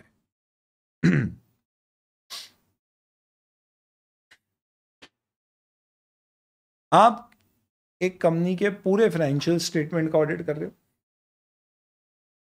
और आप उस कंपनी के डेटर और स्टॉक के ऊपर एक अलग से प्रिपेयर किए गए फाइनेंशियल स्टेटमेंट नोट के ऊपर भी ऑडिट रिपोर्ट दे रहे हो, वो बैंक के काम की। सिंपल, ऐसे केस में आप ही ऑडिटर हो कंप्लीट के और एक एलिमेंट के।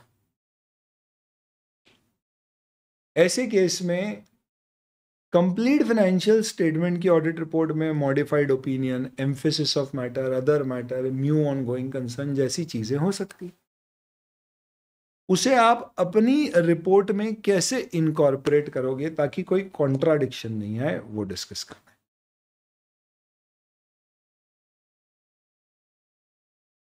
तो सबसे पहले reporting on entities complete set of financial statement and single financial statement और specific element by the same auditor.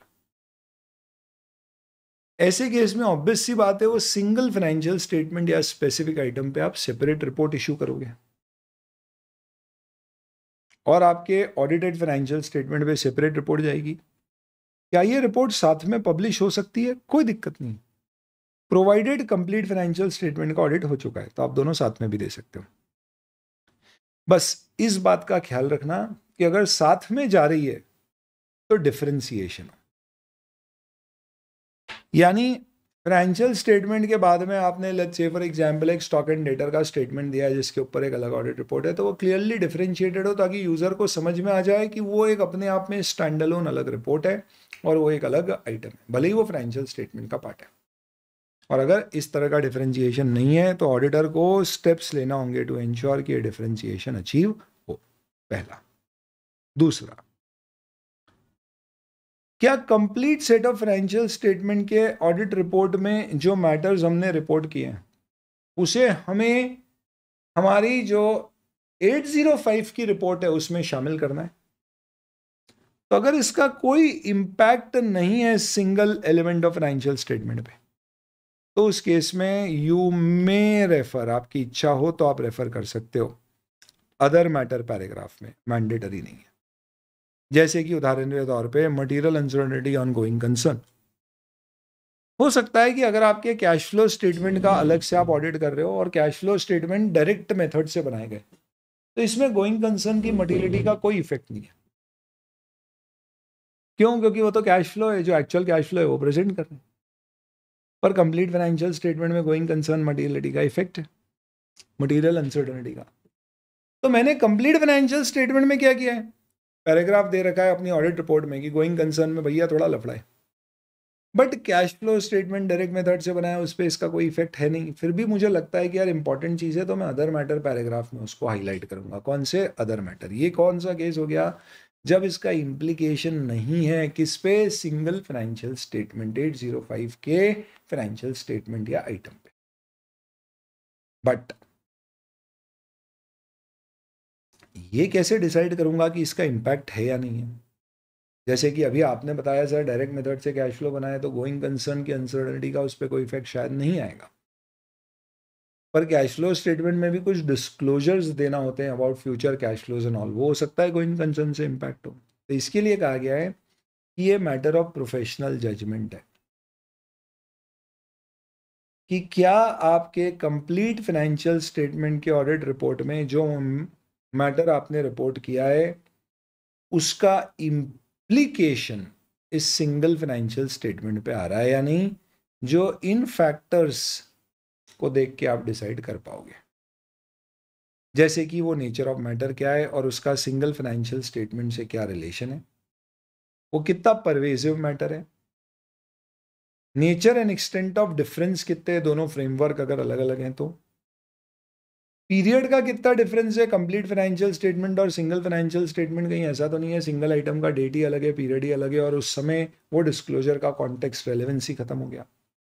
Complete financial statement कितने पुराने हैं, और ये एग्जाम्पल आप एक बार देख सकते हैं।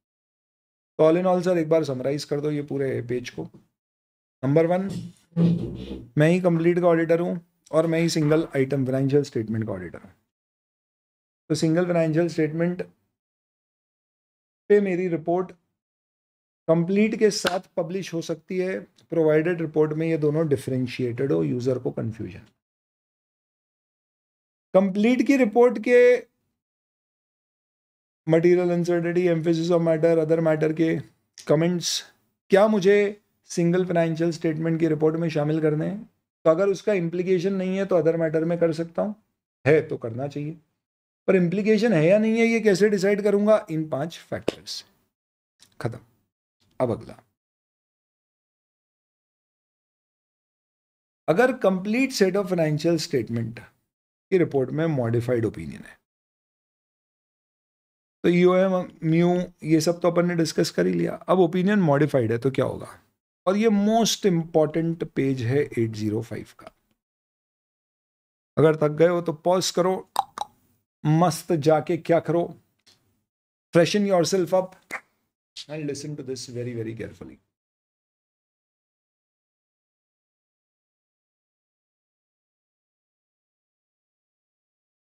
पहला, एडवर्स ओपिनियन या डिस्क्लेमर ऑफ ओपिनियन दिया है आपने अपनी audit report of complete financial statement पे,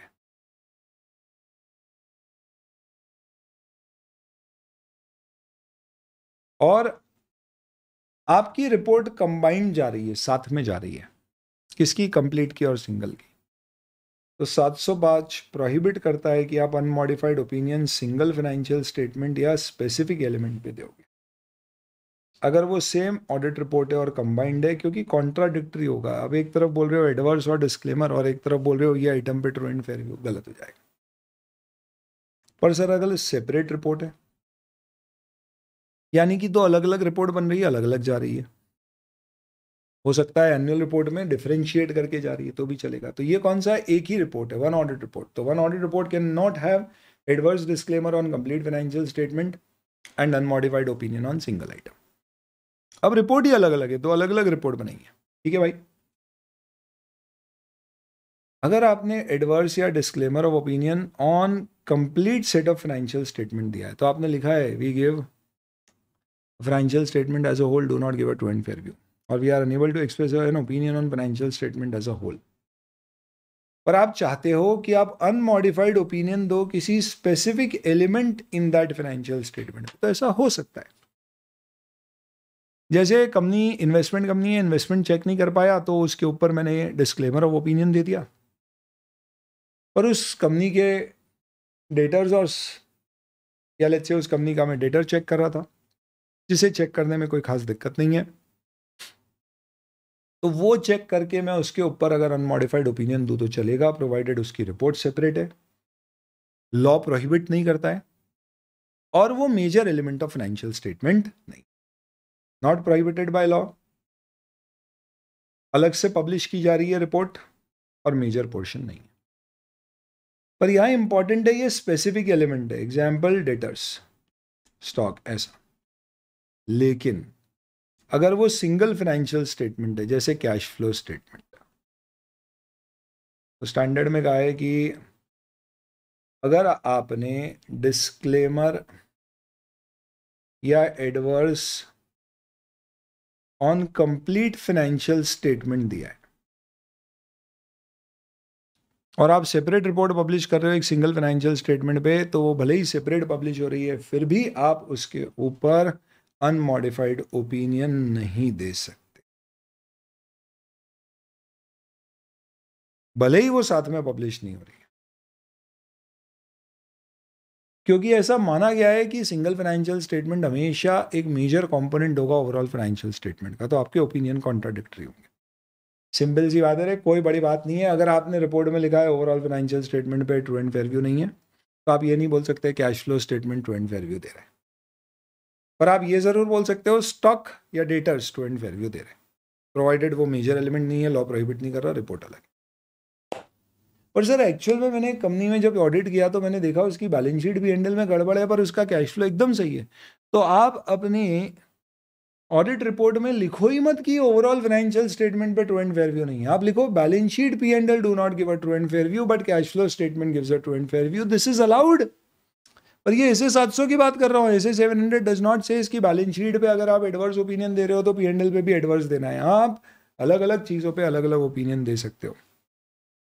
तो अगर आप डिस्क्लेमर ऑफ ओपिनियन एसपीएल पे दे रहे हो पर कैश फ्लो पे अनमॉडिफाइड दे रहे हो, तो ये परमिटेड है, ऐसे 700 में भी परमिटेड है, यहाँ भी परमिटेड है, कोई दिक्कत नहीं। और ये कुछ एग्जाम्पल्स दिए गए, देख लेना, ये भी पूछ लेते हैं कई बार। तो ये सबसे इंपॉर्टेंट पार्ट था, सबसे कंफ्यूजिंग। इसके ऊपर क्वेश्चन से आ जाओ, 805 के क्वेश्चंस देख लेते हैं। यो यो यो यो यो यो यो, एक और स्टैंडर्ड हो गया हो गया हो गया। तो रिवीजन नहीं है तो पूरा ही हो रहा है, तो अमेंडमेंट है, कल Whether key audit matter to be mandatorily disclosed in audit report of audit of, तो की ऑडिट मैटर सिर्फ लिस्टेड एंटिटी के जनरल पर्पस फाइनेंशियल स्टेटमेंट जो बनते हैं उस पर मैंडेटरी होता है.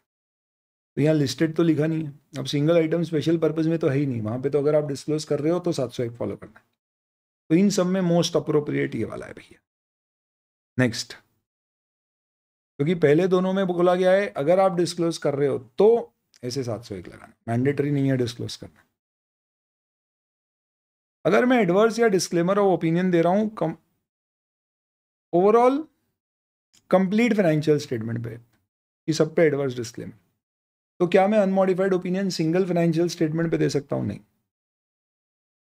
मैं एडवर्स डिस्क्लेमर दे रहा हूं कंप्लीट पे, क्या मैं सिंगल आइटम और एलिमेंट ऑफ फाइनेंशियल स्टेटमेंट पर दे सकता हूं? Yes, if publish separately, not prohibited by law and not major portion. ये तो इतना बड़ा एक्सप्लेनेशन दिया था कि बच्चों को लगा होगा यही वाला सही है. मैं एडवर्स डिस्क्लेमर बैलेंस शीट पे दे रहा हूं, क्या मैं अनमॉडिफाइड कैश फ्लो पे दे सकता हूं? यस, कोई प्रॉब्लम नहीं है. Whether it is publish separately और टुगेदर, कोई दिक्कत नहीं है. आखिरी वाला, क्या ऑडिटर ऑफ सिंगल आइटम और element of financial statement to be same as auditor of complete financial statement? Not necessary. Any other auditor provided he can practically audit single item? Yes. तो answer is he. और report on single financial statement, report on single financial statement or element of financial statement should be provided along with the report, separate from the report of complete financial statement, along with differentiation or separately. हाँ, ये सही है. साथ में देना है तो दे दो, डिफरेंशिएशन लगेगा अलग से भी दे सकते हैं. ये आपका 805. और दोस्तों आ जाते हैं ऐसे 810 पे. 810 क्या है अब समझते हैं. अब देखो engagement to report on summary financial statement, ये क्या होता है.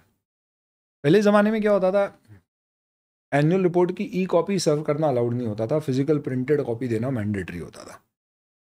अब एक एनुअल रिपोर्ट आप समझ रहे हो, मतलब आज रिलायंस की जो एनुअल रिपोर्ट आती है उसकी प्रिंटेड कॉपी 400-500 रुपये की होती है. 75 लाख उसके शेयर होल्डर है, मल्टीप्लाई कर लो 500 से, कॉस्ट देखो कितनी. इसकी बजाय इतना डिविडेंड दे दे तो ज़्यादा खुश हो जाए शेयर होल्डर.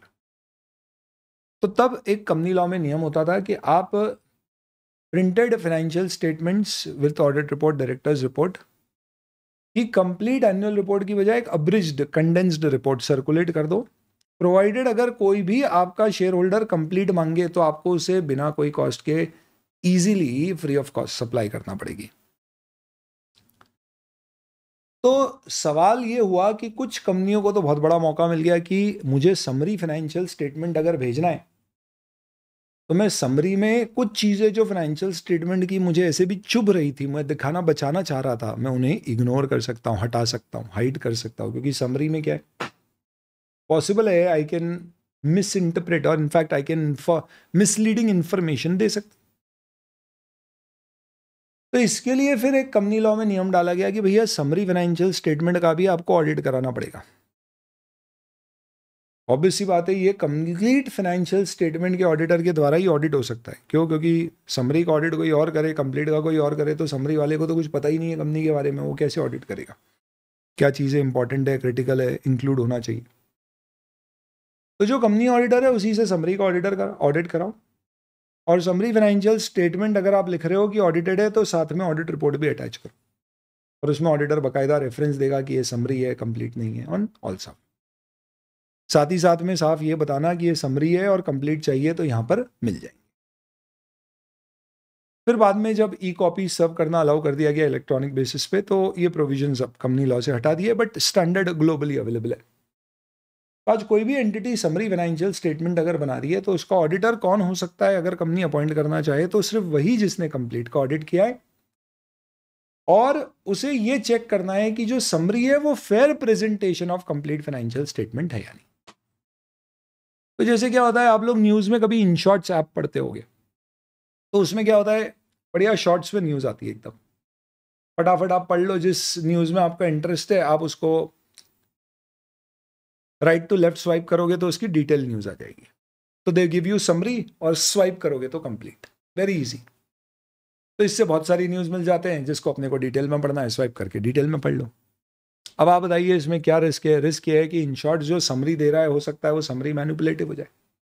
भैया जैसे एक न्यूज़ आई कि सलमान खान की गर्लफ्रेंड ने बेबी को बर्थ दिया, और इन शॉर्ट्स ने उसकी न्यूज बना दी शॉर्ट में, ask give birth to a baby. ओए तेरी।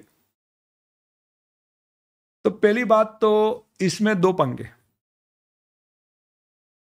पहले तो ये समरी जो बनाई गई है यही गलत है, एसके थोड़ी ना बर्थ देगा, उसकी गर्लफ्रेंड ने दिया। इनफैक्ट ये भी बड़ा क्वेश्चन है कि क्या उसकी गर्लफ्रेंड ने भी बर्थ दिया, और गर्लफ्रेंड है तो कौन है, और ये तो मिसलीडिंग सा लग रहा है। तो यही होता है दोस्तों, समरी में क्या होता है, मिसलीडिंग ना हो आपकी समरी, यही सबसे बड़ा ऑडिटर का चैलेंज है, जिसे उस पर फोकस करके उसको चेक करना है। ये पूरा स्टैंडर्ड उसी के ऊपर बेस्ड है। ठीक है, तो आपको पहले इसको स्टैंडर्ड का कॉन्टेक्स्ट समझ में आ गया। समरी कंप्लीट फाइनेंशियल स्टेटमेंट से डिराइव होगी। इसका ऑडिट इस ऐसे के अनुसार होगा, सेम ऑडिटर ही करेगा, किसी भी केस में कोई और नहीं हो सकता। अब मुझे बताओ, अगर आप समरी बना रहे हो तो क्या होगा, एक बेसिस होगा, एक क्राइटेरिया होगा। जैसे कि न्यूज़ में क्राइटेरिया बनाना मुश्किल है, बट फाइनेंशियल स्टेटमेंट में बड़ा आसान है। जैसे जब कंपनी लॉ में वो नियम हुआ करता था तो बोलते थे summary financial statement should have all the line and important all the line material subline items and any material notes to accounts. आज आप अगर इंटरिम फाइनेंशियल रिपोर्ट पढ़ते हो AS 25 इंड AS 34, तो वहाँ भी दिया हुआ है कि कंडेंस्ड फॉर्मेट में भी इंटरिम रिपोर्ट बना सकते हैं, और कंडेंस्ड फॉर्मेट में ये चीज़ें इंक्लूड करना मैंडेटरी है। तो नॉर्मली वो एक क्राइटेरिया बन गया कि भैया समरी इस अनुसार बनेगी कि सारी लाइन आइटम आएगी, सब लाइन आइटम आएगी, ये नोट्स में चीज़ें आएंगी, बाकी सारी चीज़ें नहीं भी दोगे तो चलेगा।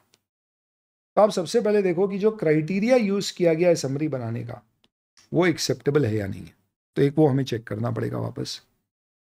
फाइनेंशियल स्टेटमेंट, जो कंप्लीट फाइनेंशियल स्टेटमेंट है उसे इस स्टैंडर्ड में ऑडिटेड फाइनेंशियल स्टेटमेंट कहा गया है। आपसे मेरी दरखास्त है, एग्जाम में कृपा करके आप ऑडिटेड फाइनेंशियल स्टेटमेंट ही लिखना, यही सही कॉन्टेक्स्ट है। और हम जिसका इसमें ऑडिट कर रहे हैं वो समरी है, जो ऑडिटेड फाइनेंशियल स्टेटमेंट, जिसे मैं अभी तक कंप्लीट बोल रहा था, उससे डिराइव हुई है। कब एक्सेप्ट करोगे, तो पहले तो ऑडिटर सेम होना चाहिए प्लस आपके पास नॉलेज है, जिससे आपको लगता है कि समरी बनाने का क्राइटेरिया आपको समझ में आता है और आप उसको ऑडिट कर पाओगे। ध्यान रखना, हम समरी के ऊपर कोई sufficient appropriate audit evidence obtain करके ओपिनियन नहीं दे रहे हैं। सही हमने ऑडिटेड फाइनेंशियल स्टेटमेंट पे ऑब्टेन किया है, तो अगर ऑडिटेड फाइनेंशियल स्टेटमेंट पे ही सही ऑब्टेन नहीं हुआ है, उस पर डिस्क्लेमर ऑफ ओपिनियन या एडवर्स ओपिनियन है, तो उस केस में समरी पे ओपिनियन नहीं देते, अपन आगे देखेंगे। या यूँ कह लो, पहले ऑडिटेड फाइनेंशियल स्टेटमेंट बनेंगे, उसके बाद ही समरी का ऑडिट शुरू होगा। तो कंडीशन क्या हो गई एक्सेप्ट करने की?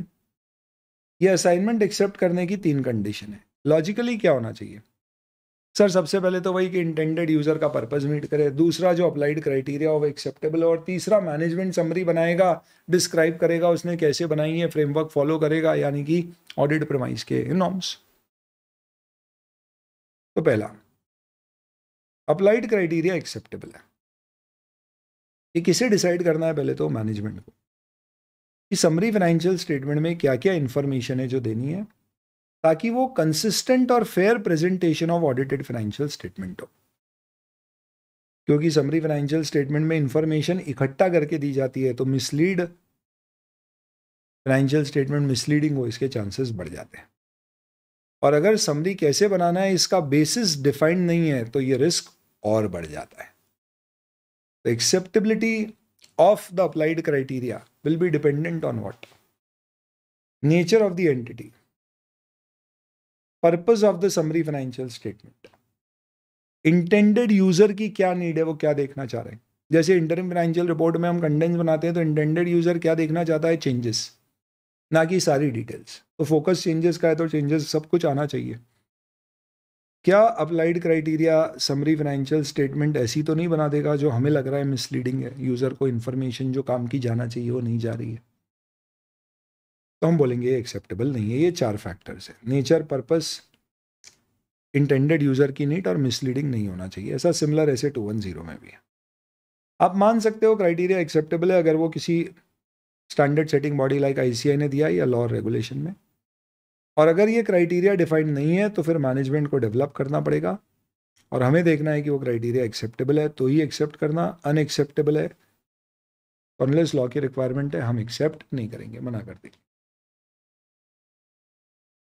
राइटिंग में मैनेजमेंट से एक्नॉलेज कर लीजिए कि वो समझता है उसकी जिम्मेदारी है फाइनेंशियल स्टेटमेंट बनाना, एंड वेरी इंपॉर्टेंट, जरूरत पड़ने पर, मांगे जाने पर कंप्लीट फाइनेंशियल स्टेटमेंट को विदाउट एनी एक्स्ट्रा एफर्ट और कॉस्ट अवेलेबल कराना।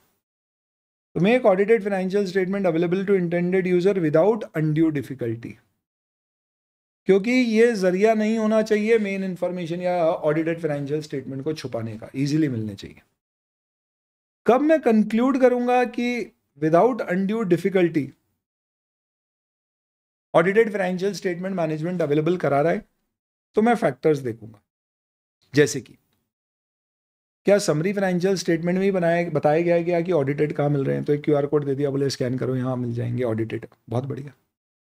या कोई पब्लिक रिकॉर्ड पर अवेलेबल है, एज इन हमारी वेबसाइट वगैरह पे अवेलेबल है, तो भी चलेगा। या फिर एक प्रोसेस बता रखा है कि भैया आप मेल कर दो और वो बहुत ईजी टू फॉलो है, तो भी माना जाएगा कि ये अनड्यू डिफिकल्टी के बिना अवेलेबल कराए जा रहे हैं। इंपॉर्टेंट, अनलेस अगर लॉ और रेगुलेशन नहीं मना कर दिया है कि भैया कंप्लीट देने की कोई जरूरत नहीं है एक्सेप्ट इन सच सर्कमस्टांसेस, तो फिर हमें लॉ और रेगुलेशन की बात माननी।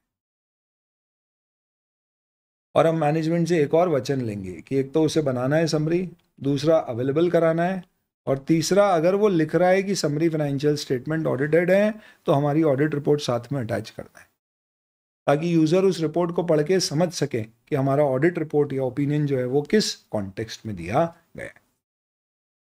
अब मैं समरी को ऑडिट कैसे करूंगा, तो प्रोसीजर क्या फॉलो करेंगे? तो सबसे पहले तो मुझे देखना है कि समरी फाइनेंशियल स्टेटमेंट में ये चीज बताई जाना चाहिए कि ये समरी फाइनेंशियल स्टेटमेंट है और ऑडिटेड फाइनेंशियल स्टेटमेंट नहीं। अगर summary financial statement audited financial statement के साथ नहीं जा रहे, तो साफ साफ ये होना चाहिए कि कहां से वो अवेलेबल हो जाएंगे, क्या audited financial statement, unless law regulation ने उसे मना कर रखा है। समरी का क्राइटेरिया क्या है बनाने का, ये चेक करो, और देखो कि समरी फाइनेंशियल स्टेटमेंट में जो इंफॉर्मेशन दी गई है क्या वो ऑडिटेड फाइनेंशियल स्टेटमेंट से मैच खाती है या नहीं। तो आप कंडेंस बना रहे हो तो वो आपकी ऑडिटेड से मैच कर रही है या नहीं। इवैल्यूएट करिए whether summary financial statement is prepared as per applied criteria. तो ये वही वाली बात हो गई कि क्राइटेरिया एक्सेप्टेबल और एज पर क्राइटेरिया बनाए हैं, और अप्रोप्रिएट लेवल ऑफ एग्रीगेशन है, इंफॉर्मेशन बहुत ज्यादा एग्रीगेट करके छुपा तो नहीं दी गई है। Audited financial statement made available to intended user without undue difficulty. ये बस आपको मिला जुला के क्या करना है, ये प्रोसीजर्स अप्लाई करने हैं। इसे आप 4, इसे 5, इसे 6, इसे 7 कर सकते हैं, ठीक है। ओपिनियन क्या देंगे? The financial statement give a true and fair view? No. This represents a fair summary. The accompanying summary financial statement are a fair summary of audited financial statement in accordance with applied criteria. अगर law और regulation की कोई different wording है तो अपन वो follow करेंगे, अगर वो वर्डिंग मिसलीडिंग है तो ऐसे 210 का गाइडेंस दिया हुआ है वो हमें फॉलो करना। फॉर्मेट क्या होगा? तो audit report on summary financial statement का सही वही फॉर्मेट है जो नॉर्मल ऑडिट रिपोर्ट का होता है। इसमें बस ये 3 पैराग्राफ एक्स्ट्रा ध्यान रखने हैं आप, बाकी सब कुछ वही है, टाइटल, इंट्रोडक्शन, ओपिनियन। सबसे पहले एक स्टेटमेंट देना है कि समरी फाइनेंशियल स्टेटमेंट में सारे डिस्क्लोजर फाइनेंशियल रिपोर्टिंग फ्रेमवर्क में जो रिक्वायर्ड है वो नहीं होते हैं, और इसलिए समरी पढ़ना is not a substitute for reading the complete information. Statement की समरी फाइनेंशियल स्टेटमेंट और ऑडिटेड फाइनेंशियल स्टेटमेंट में सब्सिक्वेंट इवेंट कवर नहीं हुई है, इसका मतलब क्या है? हो सकता है, मैंने क्या बोला था, आपके ऑडिटेड फाइनेंशियल स्टेटमेंट पहले बनेंगे, तो सपोज ये 30 अप्रैल को फाइनल हो गए और इसके समरी फाइनेंशियल स्टेटमेंट की आपकी ऑडिट रिपोर्ट आपने 10 मई को बनाई है, तो 30 अप्रैल से लेके 10 मई की जो सब्सिक्वेंट इवेंट्स है इसे आपको ऐसे 560 के अनुसार चेक करने की ज़रूरत नहीं है, सही ऑब्टेन करने की ज़रूरत नहीं है। जबकि 560 बोलता है subsequent event till the date of auditor's report पे जो अफेक्टिंग फाइनेंशियल स्टेटमेंट हो सकती है उस पर हमें सही ऑब्टेन करना है, पर ऑडिटेड फाइनेंशियल स्टेटमेंट की जो रिपोर्ट है हमारी उस दिन तक के ही हमें सब्सिक्वेंट इवेंट चेक करना है। समरी फाइनेंशियल स्टेटमेंट की रिपोर्ट आगे की डेट की है तो नहीं करना है। प्लस हमें रेफरेंस देना पड़ेगा ऑडिटेड फाइनेंशियल स्टेटमेंट की रिपोर्ट का कि ऑडिटेड फाइनेंशियल स्टेटमेंट की रिपोर्ट इस तारीख पर बनी है और वहाँ पे अनमॉडिफाइड ओपिनियन दिया है। सर अगर मॉडिफाइड दिया है तो वो अलग से देखेंगे। बाकी सारी चीज़ें जो नॉर्मल रिपोर्ट में होती है वही सब है। अब अगर मॉडिफाइड ओपिनियन है, एम्फेसिस ऑफ मैटर है, अदर मैटर है, ऑडिटेड फाइनेंशियल स्टेटमेंट में, वही 805 जैसी बात, तो क्या होगा? तो ये कुछ भी हो सकता है। तो reference to auditor's report on audited financial statement when it includes any of these and auditor is satisfied that summary is consistent in all material respect or is a fair summary of audited financial statement as per criteria. The audit report on summary financial statement will also include the statement that audited financial statement यानी complete financial statement include so and so. And you will have to describe क्या. तो अगर qualified opinion है तो आपको जो आपने audited financial statement है, आप सोचो ऑडिटेड फाइनेंशियल स्टेटमेंट पे क्वालिफाइड ओपिनियन जा रहा है और समरी अनमॉडिफाइड जा रही है और उसका कोई रेफरेंस या उसका स्टेटमेंट नहीं आ रहा है, तो कितनी गलत बात हो जाएगी। हर कंपनी चाहेगी कि अपन समरी भेजो क्योंकि उसमें क्वालिफिकेशन नहीं जाता है। तो लॉजिकल सी बात है, आपको क्वालिफिकेशन, मटीरियल अनसर्टनिटी, ये सारे मुद्दे बताना पड़ेंगे। तो अगर कोई क्वालिफिकेशन है आपकी रिपोर्ट में तो बेसिस और क्वालिफिकेशन का इफेक्ट बताओ। कोई emphasis of matter, other matter paragraph अगर दिया गया है, material uncertainty on going concern paragraph है, तो वो और उसका इफेक्ट बताओ। कोई uncorrected material misstatement in other information है जो 720 में दिया गया है, तो आप उसका भी इफेक्ट बताइए। तो आपको कंपल्सरली जो भी आपके मॉडिफाइड रिपोर्ट में कंटेंट दिए गए हैं वो सारे कंटेंट इंक्लूड करना पड़ेंगे। लेकिन अगर आपके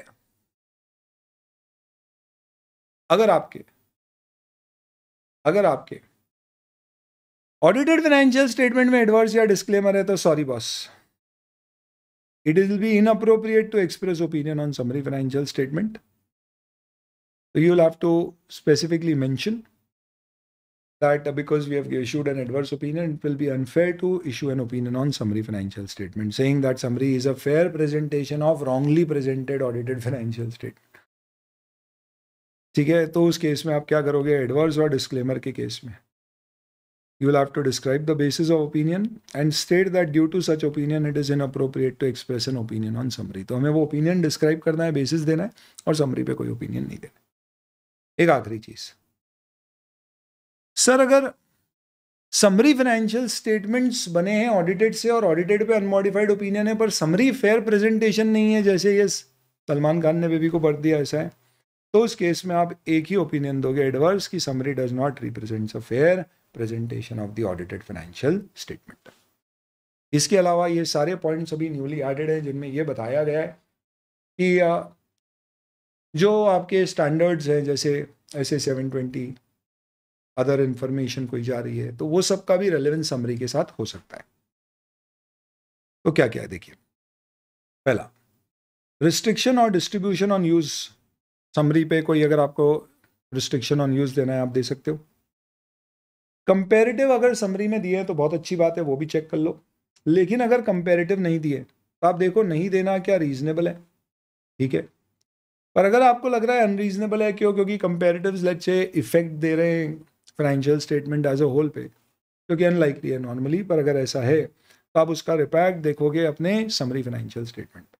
तो नॉर्मली अगर आपको जिस क्राइटेरिया में बोला गया है समरी बनानी है उसमें मांगा गया है कि आपको कंपैरेटिव देना है, फिर भी कंपनी नहीं दे रही है, तो डेफिनेटली मेरा ओपिनियन मॉडिफाई करना पड़ेगा।